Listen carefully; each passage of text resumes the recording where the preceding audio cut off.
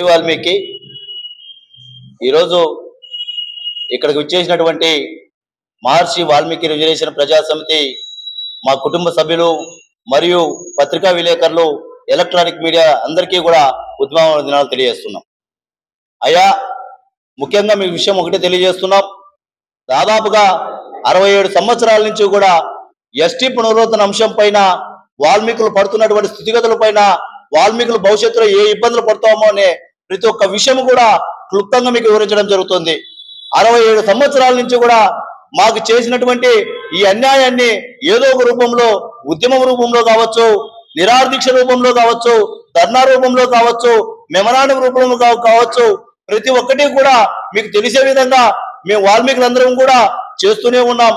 మీరు దాదాపుగా ప్రతి ఒక్క పార్టీ మారుతూ ఉన్నాయి. మా ఎస్టీ అంశం పైన ప్రతి ఒక్కరూ మాకు భరోసా ఇవ్వడం జరుగుతుంది. కానీ ఏ పార్టీ కూడా ఇంతవరకు స్పష్టత ఇవ్వలేకపోతుంది. దాదాపుగా సత్యపాల్ కమిటీ కావచ్చు, కారం శివాజీ కమిటీ కావచ్చు, ఈ మొన్న జరిగినటువంటి ఏకసభ కమిషన్ కావచ్చు, అన్ని కమిషన్లు వేస్తున్నారు. కానీ ఏ కమిషన్ ఎక్కడ ఉందో కూడా ఇంతవరకు తెలియదు. ఈ ప్రభుత్వాలన్నీ మారుతూ ఉన్నాయి. ఒకటి వైసీపీ ప్రభుత్వం, ఒకటి రెండోది తెలుగుదేశం ప్రభుత్వం, మూడోది బీజేపీ ప్రభుత్వం, నాలుగోది కాంగ్రెస్ ప్రభుత్వం. ఇలా ప్రభుత్వాలు మారుతూ ఉన్నాయి.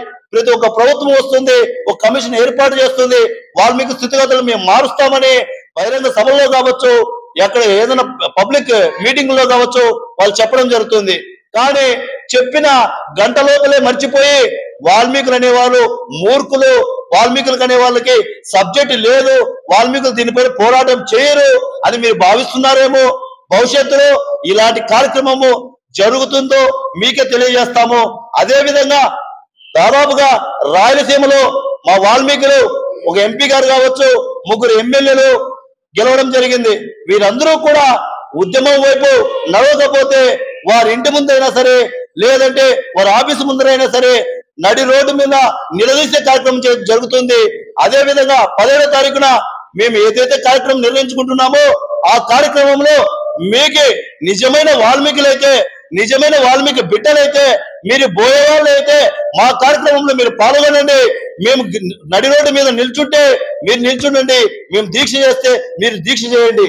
మీరు మా వాల్మీకి ఓట్లతో మా వాల్మీకులందరినీ ఉపయోగించుకొని ఈ రోజు మీరు గద్దెలెక్కారు.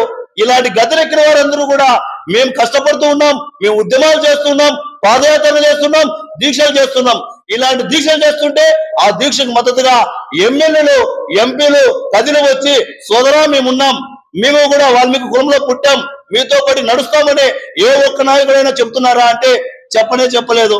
అదే చంద్రబాబు నాయుడు గారు 2014లో దాదాపుగా 4 సంవత్సరాలు పూర్తయిన తర్వాత 5వ సంవత్సరంలో అడుగుపెట్టే ముందరగా సత్యపాల్ కమిటీ, కారం శివాజీ కమిటీ ఒక నివేదిక తీసుకొని కేంద్రానికి ఫైలు పంపించడం జరిగింది.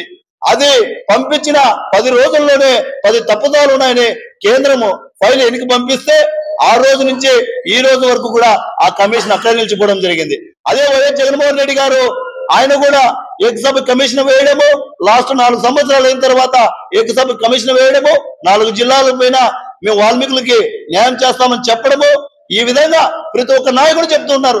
ఇప్పుడు ప్రస్తుతం జనసేన పార్టీ నాయకుడైనటువంటి పవన్ కళ్యాణ్ కూడా ఆయన కూడా కొచ్చేరులో మీటింగ్ లో వాల్మీకి బోయలందరినీ కూడా ఎస్టీలుగా చేస్తానని చెప్పినటువంటి వ్యక్తి పవన్ కళ్యాణ్ గారు. పవన్ కళ్యాణ్ గారు కేంద్రంతో మంచి సత్సంబంధాలు ఉన్నాయి, ఈ తెలుగుదేశం ప్రభుత్వానికి మంచి సత్సంబంధాలు ఉన్నాయి. తెలుగుదేశం ప్రభుత్వంలో వాల్మీకులు అత్యధిక జవాబు కలిగినటువంటి రాయలసీమలో 45 లక్షల మంది బోయలు ఉన్నారు. ఈ రోజు వాల్మీకులు ఎక్కువ మంది గెలిచారు. వీళ్ళందరూ తీసుకెళ్లి చంద్రబాబు నాయుడు కేంద్రంతో మాట్లాడి మా సమస్యను త్రుటిలో తుంచాల్సిన విషయము ఈ రోజు ఇట్లే సాగనింపుకుంటూ పోతారా? ఎన్నాళ్ళు ఈ విధంగా మోసం చేస్తారు?